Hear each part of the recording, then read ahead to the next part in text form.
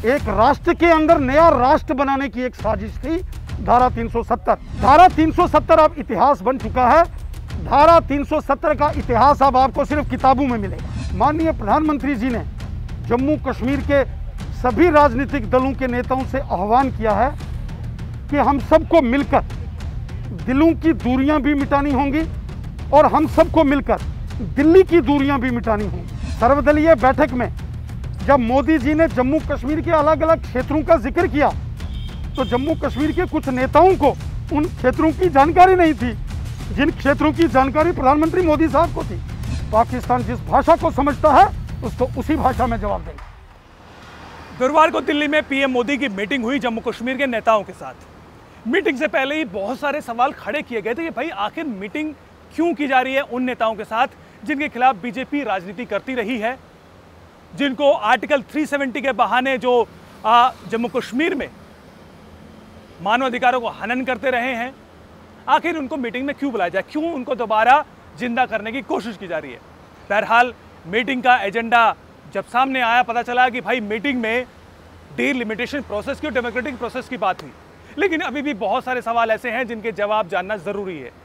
इन तमाम जवाबों को जानने के लिए हमारे साथ हैं Jammu Kashmir state president BJP के रविंद्र रैना। उनसे पूछते हैं सर, सबसे पहले आपसे ये जानना चाहेंगे कि एजेंडा क्या था, किन किन मुद्दों पर बात हुई। जम्मू कश्मीर के संदर्भ में माननीय प्रधानमंत्री नरेंद्र मोदी साहब ने नई दिल्ली में जो सर्वदलीय बैठक बुलाई थी, जम्मू कश्मीर के तमाम बड़े दिग्गज नेता माननीय प्रधानमंत्री जी द्वारा बुलाई गई इस बैठक में शामिल हुए।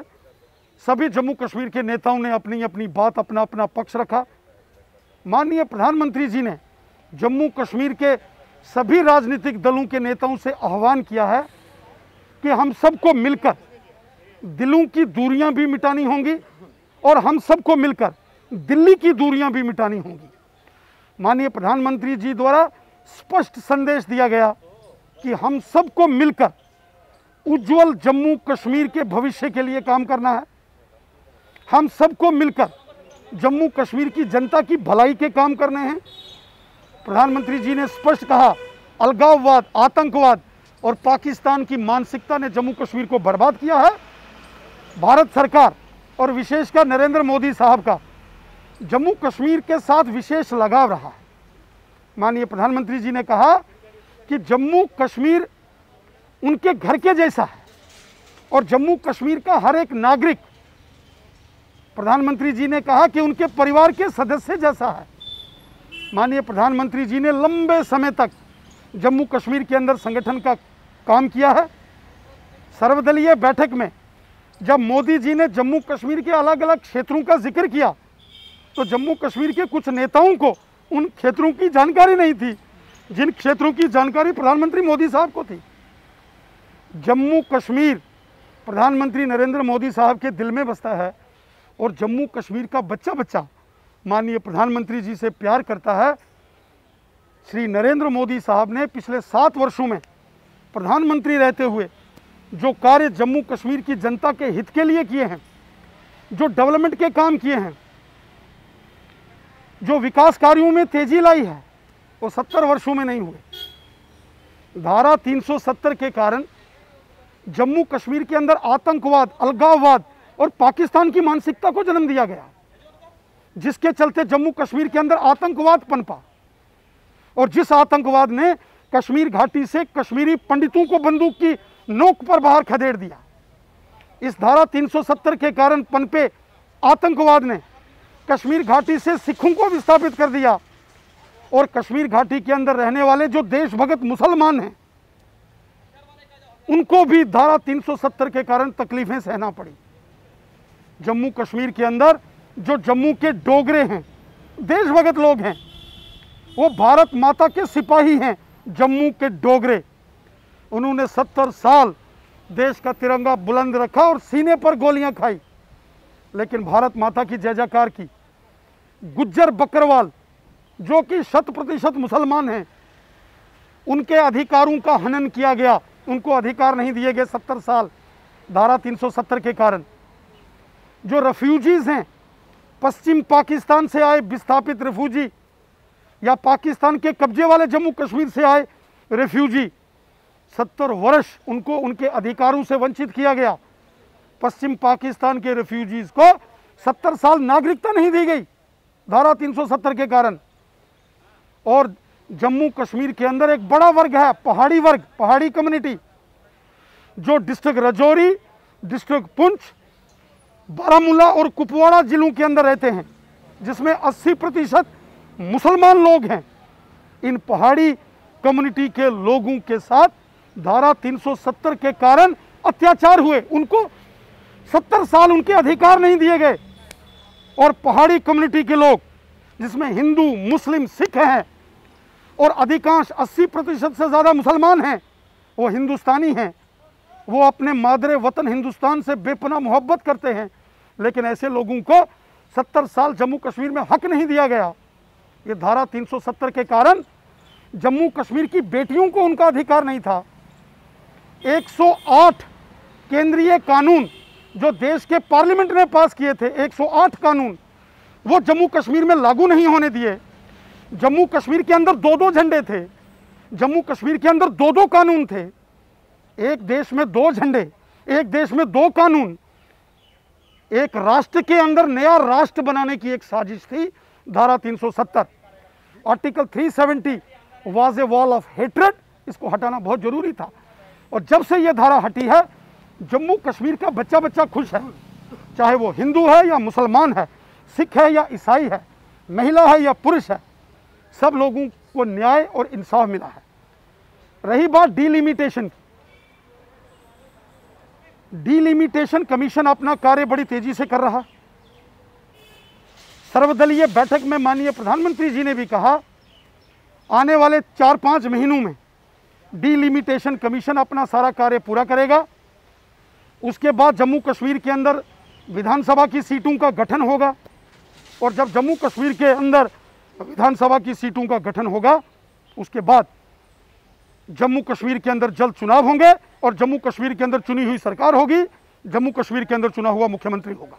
मीटिंग के बाद जो बयानात सामने आए हैं, उसमें एक पॉजिटिव एस्पेक्ट ये भी नज़र आता है कि कांग्रेस ने आर्टिकल 370 की बात नहीं की। उन्होंने इसके अलावा पीडीपी ने और एनसी ने आर्टिकल 370 की बात तो की, लेकिन स्टेटहुड की भी मांग की। और ऐसा लगता है कि वो इलेक्शन प्रोसेस में ज़्यादा इंटरेस्टेड हैं। तो कहीं ना कहीं एक पॉजिटिव आउटकम नज़र आता है कि जो आर्टिकल 370 के नाम पर राजनीति करना चाहते हैं, उनके जो विचार हैं, उनके जो राजनीति है, उसमें थोड़ी सी नरमी दिखाई देती है। देखिए, धारा 370 अब इतिहास बन चुका है।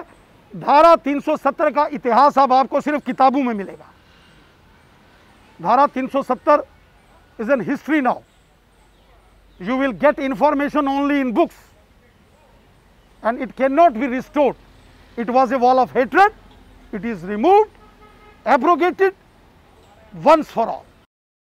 जम्मू में कश्मीरी हिंदुओं में एक बड़ी बेचैनी थी कि भाई आखिर जिन लोगों ने पिछले 70 सालों में जम्मू कश्मीर का ये हाल किया, ऐसी पार्टी को दोबारा मंच पर क्यों बुलाया जा रहा है, उनको स्पेस क्यों दिया जा रहा है, उनको उनकी राजनीति को जिंदा करने की कोशिश क्यों की जा रही है, उनको मीटिंग में क्यों बुलाया जा रहा है। इस तरह के सवाल मीटिंग से पहले लगातार उठे, अभी भी उठ रहे हैं। ये जो बेचैनी है जम्मू और कश्मीरी हिंदुओं में, उसको लेकर बीजेपी कैसे डिफेंड करेगी? All party meeting, Jammu Kashmir के बहुत सारे नेताओं ने कई बार माननीय प्रधानमंत्री जी से निवेदन किया कि ऑल पार्टी मीटिंग बुलाई जाए और जम्मू कश्मीर के संदर्भ में बातचीत की जाए। उसी परिप्रेक्ष्य में माननीय प्रधानमंत्री जी ने सभी दलों के नेताओं की यह बैठक बुलाई थी और सबने अपना पक्ष रखा। प्रधानमंत्री जी ने धैर्यपूर्वक सबकी बात सुनी और उसके बाद माननीय प्रधानमंत्री जी ने खुले मन से कहा कि हम सबको मिलकर जम्मू कश्मीर के उज्जवल भविष्य के लिए कार्य करना चाहिए।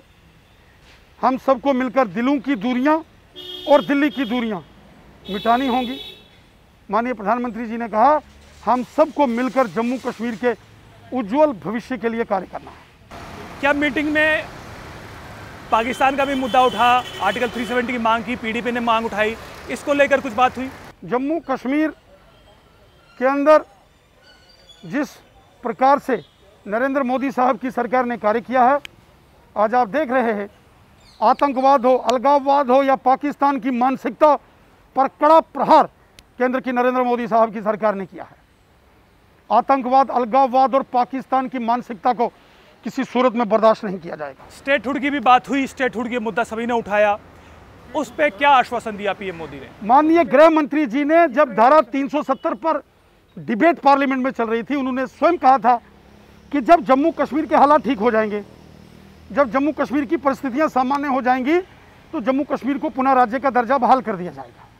ये विषय भी प्रधानमंत्री जी के साथ सर्वदलीय बैठक में चर्चा में आया और पुनः इस बात को दोहराया गया कि जैसे जम्मू कश्मीर के हालात सामान्य होंगे, परिस्थितियां ठीक होंगी, जम्मू कश्मीर के अंदर वहाँ पुनः जो है वो राज्य का दर्जा जम्मू कश्मीर को दिया जाए। कश्मीर हिंदुओं की तरफ से ये भी सवाल खड़े किए जा रहे थे, सोशल मीडिया पर लगातार सवाल खड़े किए जा रहे थे कि कश्मीरी हिंदुओं का रिप्रेजेंटेशन होना चाहिए था मीटिंग में, उन्हें भी बुलाया जाना चाहिए था। आखिर इसके पीछे क्या तर्क है? क्योंकि ये सर्वदलीय बैठक थी और सर्वदलीय बैठक में सभी रजिस्टर्ड पॉलिटिकल पार्टीज के नेताओं को बुलाया गया था। हम सब ने, भारतीय जनता पार्टी के सभी नेताओं ने कश्मीर घाटी से विस्थापित कश्मीरी हिंदुओं को, कश्मीरी पंडितों की साथ सम्मान, डिग्निफाइड रिटर्न एंड रिहेबिलिटेशन, उसकी बात की। कश्मीर घाटी में साथ सम्मान कश्मीरी पंडितों की वापसी हो, कश्मीरी सिखों की वापसी हो और कश्मीर के वो जो मुसलमान, देशभगत मुसलमान जो आतंकवाद के चलते वहाँ से विस्थापित हो गए, उनकी भी एक रिस्पेक्टफुल रिटर्न एंश्योर की जाए, इसकी बात भी वहाँ की गई है।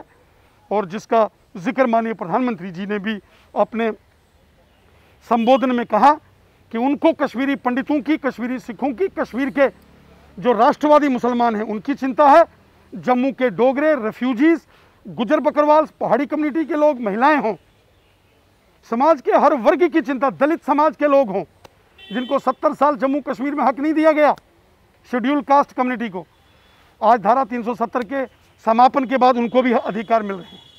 एक बहुत महत्वपूर्ण बैठक थी, बड़े सौहार्दपूर्ण माहौल में इस बैठक का समापन हुआ। कुछ लोगों ने ज़रूर, कुछ राजनीतिक दलों ने कहा कि पाकिस्तान के साथ बातचीत होना चाहिए, लेकिन भारतीय जनता पार्टी ने स्पष्ट किया कि बंदूक और बातचीत ये कभी साथ साथ नहीं चल सकती, गोली और बोली कभी एक साथ आगे नहीं चल सकती। एक तरफ पाकिस्तान जम्मू कश्मीर में बम, बंदूक, पिस्तौल, गोलियां भेजकर जम्मू कश्मीर को लहूलुहान करेगा, उस पाकिस्तान से बातचीत नहीं हो सकती। पाकिस्तान जिस भाषा को समझता है उसको उसी भाषा में जवाब। बहरहाल सर, आपका बहुत बहुत धन्यवाद। तो ये थे Ravindra Raina, Jammu Kashmir BJP state president. इन्होंने बताया कि मुद्दा सिर्फ जम्मू कश्मीर के नेताओं को एक पेज पर लाना है, वो डिलिमिटेशन प्रोसेस में हिस्सा लें, आगे उसके बाद जो चुनाव प्रक्रिया शुरू होगी उसमें हिस्सेदारी लें। तो इस जम्मू कश्मीर में ग्रास रूट लेवल पर डेमोक्रेसी को मजबूत किया जाए, मुख्यतः मुद्दा ये रहा। तमाम पॉलिटिकल पार्टी ने अपने आवाज़ उठाई, उन्होंने अपने अपने मुद्दे ज़रूर रखे, लेकिन पूरी मीटिंग में एक आउटकम ये नज़र आता है कि तमाम पॉलिटिकल पार्टियां, चाहे वो पीडीपी भी हो, तमाम पॉलिटिकल पार्टियों में जो आर्टिकल 370, आर्टिकल 35A को लेकर है, उसको लेकर रवैया थोड़ा नरम ही नज़र आता है। यानी आगे आने वाले जो चुनाव होंगे उसमें तमाम पॉलिटिकल पार्टियां हिस्सेदारी होगी, उन सब तमाम पॉलिटिकल पार्टियों की, ये बात तय है। किसी तरह के बाइकआउट की अब कोई संभावना बिल्कुल नहीं है। बहरहाल ये एक शुरुआत हुई है, आगे राजनीति किस मोड़ पर मुड़ती है ये हम आगे आने वाले दिनों में देखेंगे। नमस्कार।